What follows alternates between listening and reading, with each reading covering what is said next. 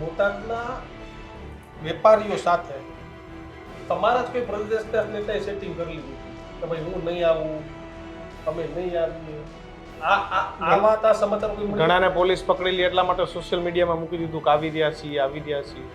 એ જાહેર થયેલી વાતો છે. નહીં, જાહેર થયેલી એટલે તમારી પાર્ટીની અંદર ગુજરાતના ખેડૂતો જાણતા જ નથી શું વાત જાહેર થયેલી. એ જ હું કહું છું કે જેની તમે વાત કરો છો કે સોશિયલ મીડિયાના માધ્યમથી પોસ્ટ કરી, તો સ્વાભાવિક છે કે તમને હળદર નથી પહોંચવા દેવાના. રાજુ કરપડાને પહોંચવું હતું, રાજુ કરપડા પહોંચ્યો છે.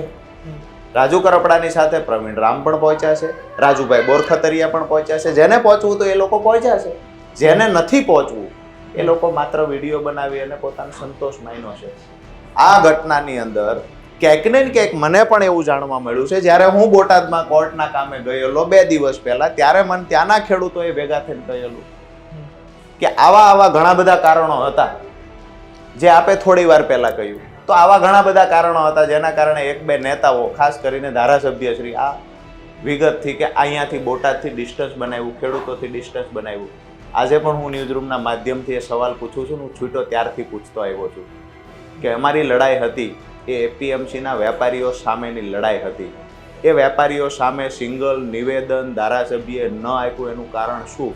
આ જવાબ મને આજ દિવસ સુધી નથી મળ્યો. મારી વાત સીધી છે, ખેડૂતોના મુદ્દે જ્યારે લડવા ઉતર્યા છીએ ત્યારે ખેડૂતોનો કોઈ સમાજ હોતો નથી.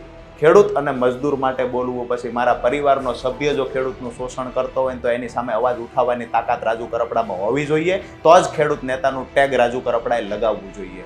અન્યથા માત્ર ને માત્ર પાર્ટીને ફાયદો કરાવવાની વાત હોય, પોતે જે જગ્યાએથી ચૂંટણી લડીએ છીએ ત્યાંથી ફાયદો લેવાની વાત હોય, તો મને એવું લાગે છે કે ખેડૂતો રાજુભાઈ